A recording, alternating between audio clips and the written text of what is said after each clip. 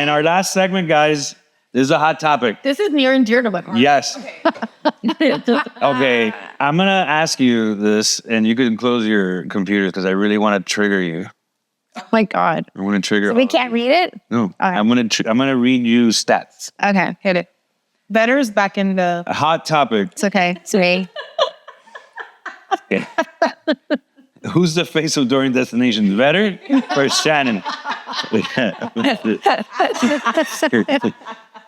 Okay, no, seriously. Better needs his own business card. Hot topic. Okay. Is ChatGPT better than travel advisor? No, oh my God, no. I mean, don't be biased. I'm not. Look, I'm going to be flat out honest. Sometimes we need our ideas, right? Because we're just like, we want to think out of the box. We want to go further. So we do. We go into ChatGPT and we ask, we prompt and we ask them questions and where to go. But honestly, half of the time, it's either like outdated stuff. We have to go back. We have to check. Is that bar still hot? Is that tour still worth it? So many regulation changes now, like starting with Italy and Europe. Now they charge you to go to the Fontana de Trevi. Now now that they're going to scan your thumb and your face. You heard that? Yeah. No, I did not hear that. And it's taken longer times when you arrive at the airport in Europe. Yeah. So...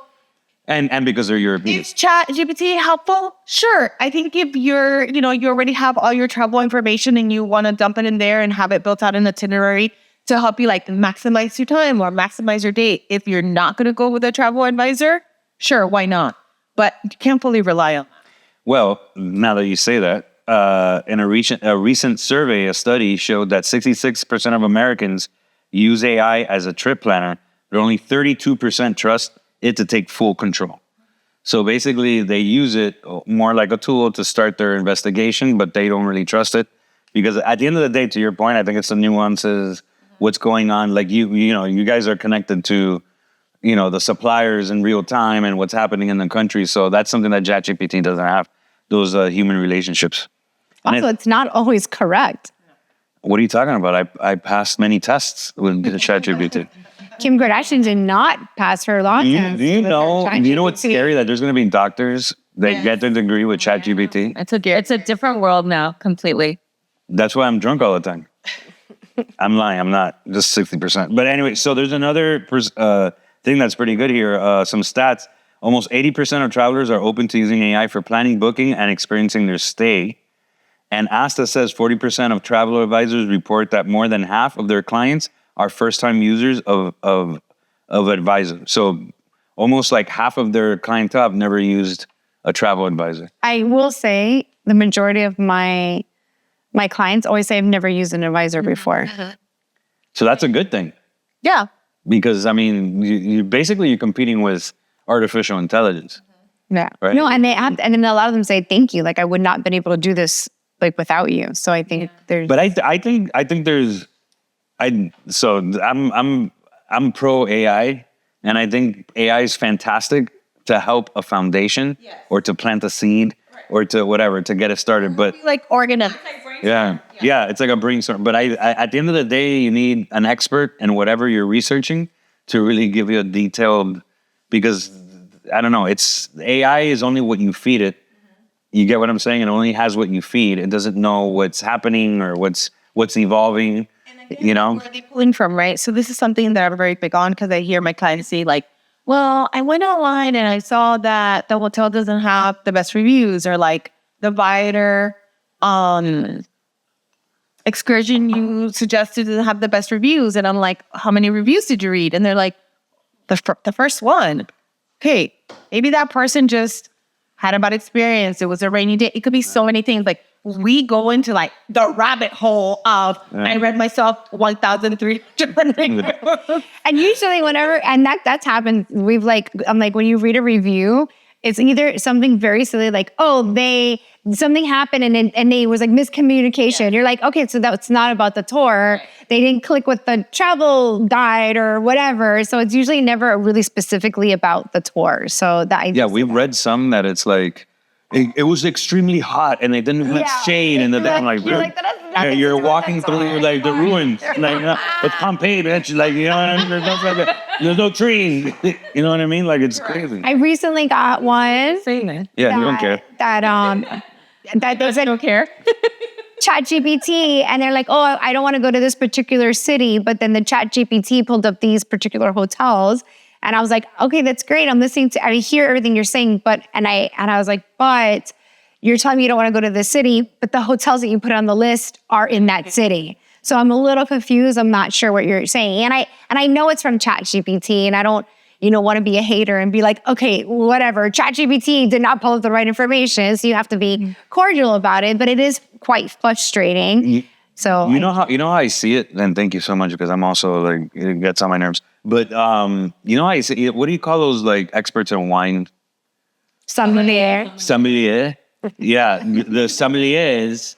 I think a travel advisor is like a sommelier, right? Like, because you could Google what's the best wine, you can see the ratings is 98. But at the end of the day, your experience that you want to drink the perfect wine with that perfect meal, you don't Google it, you don't look at the ratings, you ask that sommelier at that precise moment, what is the best, and then they break it down, the body, the elegance, what you're eating, this and that. That to me is the perfect example of what a travel advisor is that, yeah, you can get the information, but the experience that you want exact, that human nuance is only going to be given to you by a travel advisor. Correct.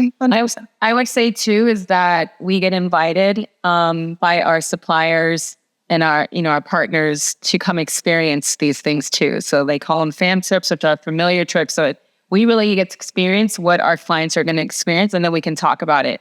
AI can't do that. Yeah, that's true. You know what I mean? So it's like they wouldn't be able to describe what we saw on the boat when we went on these tour excursions and stuff like that. Like they wouldn't be able to give that information. And also the enthusiasm. Like you said, oh my God, the salt bar. Like, yeah. It's not, like you said that, I was like, I want fucking some salt bar. And I don't want to admit this, but we literally had 23 desserts. Yes. Virgin has the best. Okay, I'm getting upset. And now I'm getting upset. And I'm on Stepbound. I'm on GPL ones or whatever the hell. I want 23 desserts. Can you go back and get 3 more? Can you go back? I'll go. Wait, but at the same, like they were eating all of those desserts. Wow. She just said they were. Yeah. Hello. Dairy free. Yes, I'm gluten and dairy free. So it's like I was only able to eat like out of the 20. You had an amazing acai dessert. She's like, that's the only thing I can eat. Oh, ice cream. We didn't have ice cream. Oh yeah, you had the ice cream. Because you guys were full. We were. Yeah. But you can eat ice cream? No, like a sorbet. It's fake ice Like a cream. sorbet, right? No, well, I'm not kidding you. It was close to 20 desserts. Where was this? And what ship? At Virgin. It was like I got 3, Karen got 3, Barbie got 3. But then somebody was like, oh, but did you get this? So then I was like, I'll go back. So I got 3. Then there was like, oh, but did you hear about the tres leches at the... I was like, oh, I'll go back and get that. And so we buy You should, yeah. Smelt it. Well, you smelt it? She did. She did. Like the clothes that you rent. She was like, let me smell it. It was so good. No, dude, but you see how you're talking about it? Like, that's what I'm saying. Like, ChatGPT could say, great desserts according to statistics of fucking nerds that fucking... like... To the point, right? We have our amazing clients who, when they return, we ask them to, hey, give us your feedback. Like, what did you love? You know, what was something you really didn't like or you didn't feel was like bang for your buck? And we learn from that. So next time that we're building somebody else's itinerary, we're like, that restaurant wasn't so good, although it's Michelin or whatever, 10 stars. And, so now we omit that. Again, AI doesn't have that, or I don't know, not yet, right? They're not pulling that feedback, that personalized feedback from their trip. Yeah, but I maybe not yet, but I think there's a human element there that is like, you can't duplicate. It's a great research tool. I think it's a fantastic research tool. I think it's a great way to help me like save time. But at the end of the day, if I like, what's going to make my mom cry of beauty? I want a human to tell me that. Because a human that knows and has expertise, because they have the same things that are going to move me. Like your mom would totally cry eating the tres leches from... I don't think so. There was a... No, thank you. You think? You smelt it. You kept saying that. I don't know. I could see you, like, they went to the bathroom and you took their napkin. You're... What? I will say this. There was this red dessert that was like, ooh, like it was so red that I didn't want it. But then the other girl got it. And then she's like, it's really good. So then I went back and got it. And I don't know why it was red. The one that had the passion fruit. Yes. So it's hazelnut, but it's like glazed with this red. And when you put your spoon in there was a whole layer of passion fruit. And we were like, we just started shoving it in. It was, Oh, what about Lindsay's egg? yes. It's egg. It's the coconut. Lindsay just was looked our weird. Virgin guy. Like she works for Virgin and she was giving us a tour. So she kept telling us, she's like, did you guys get the coconut like dessert? And they're like, no. And then she brought it up like 3 times and they're like, okay, well, we're going to go get it. And it looked like a little egg.